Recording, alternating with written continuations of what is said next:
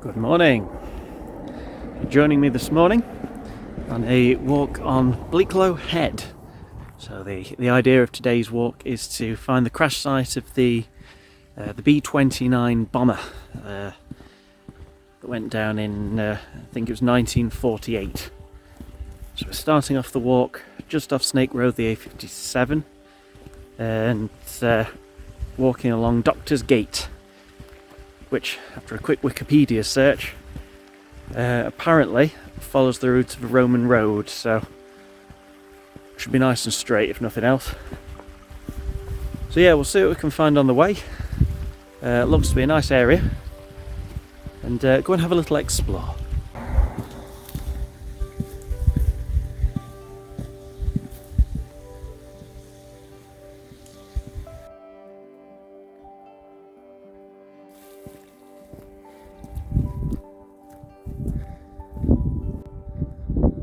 So I'm less than a mile in already, and the dark peat has taken its toll on me already.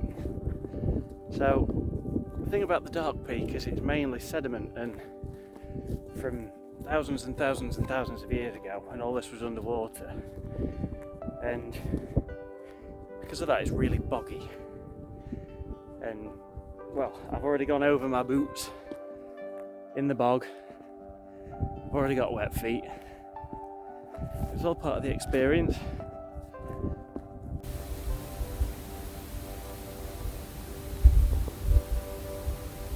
So after my little incident with the muddy boots, I managed to join the much better made up footpath of the Penine Way. Heading north. I don't know if you can see in the background, I don't know how clear it is, but the Kinderscout Plateau is in the background. If you want to check anything like that out, check the last video. So yeah, much more pleasant underfoot.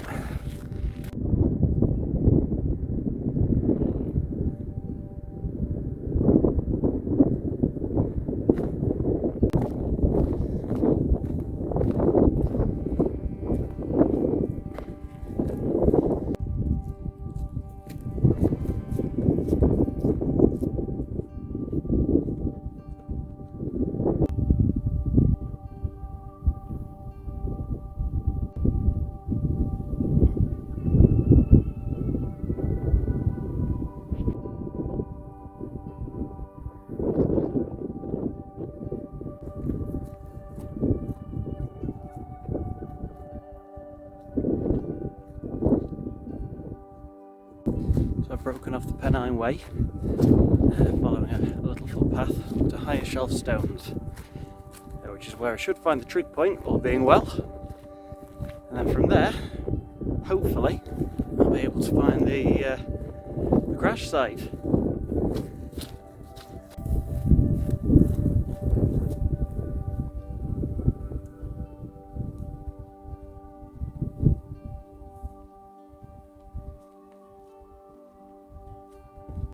So I made an error.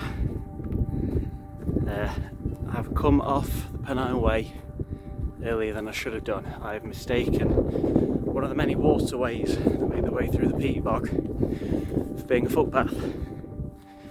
The thing about the dark peak, it's full of these, well, I say little water channels, but you're talking banks as taller than I am. Very, very easy to get lost in. Fortunately though, I've got the compass, I know the direction I need to go. Just a case of fighting my way now through the bog to be able to get back to a point that I can rejoin a path. But consider this a little warning for anyone who wants to come and try this walk round here. It'd be very, very easy to underestimate the conditions.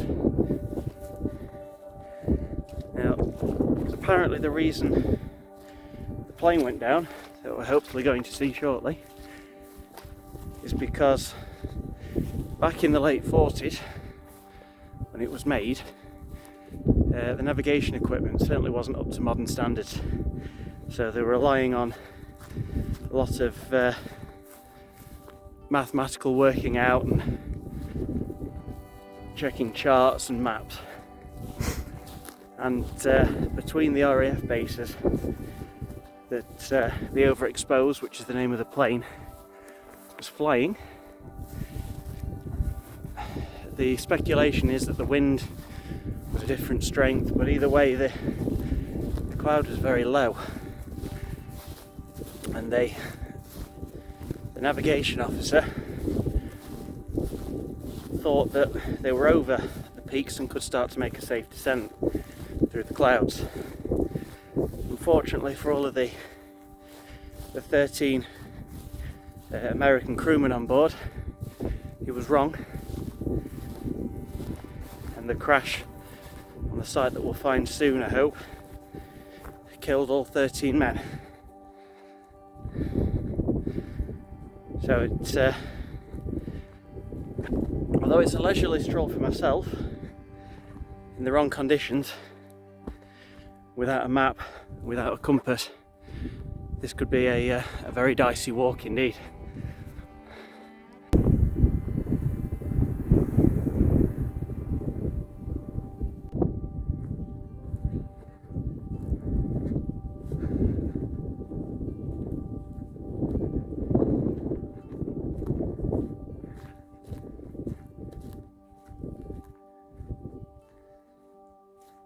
So here we are at the crash site.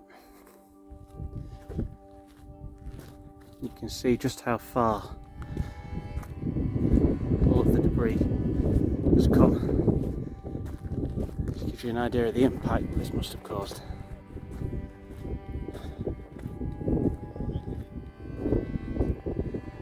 As I say, 13 American crewmen sadly passed away.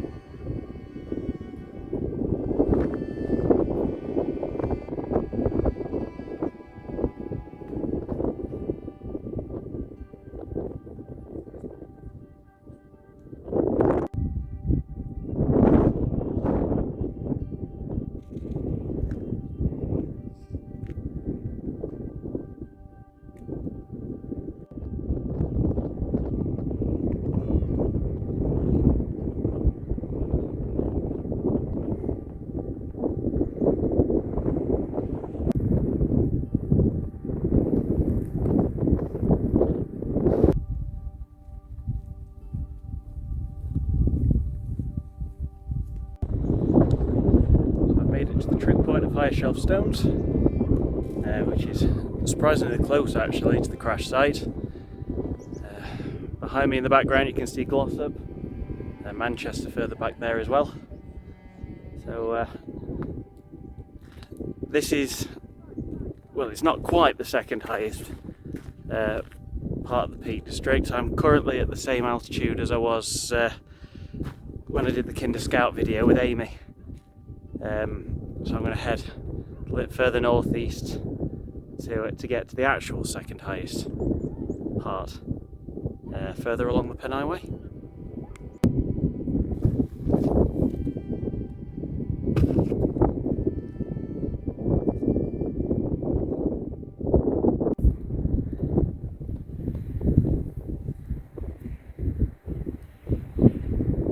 So behind me you can see Herne Stones. As I make my way back towards the Penine Way. Very fresh up here today. I'm sure you can hear in the audio that the wind's picking up a little bit. When you're as high up as we are, which is about 630 metres above sea level, we can't really expect much in the way of shelter. So we're not too far from my end point before I turn around again. Catch up with you when we get there.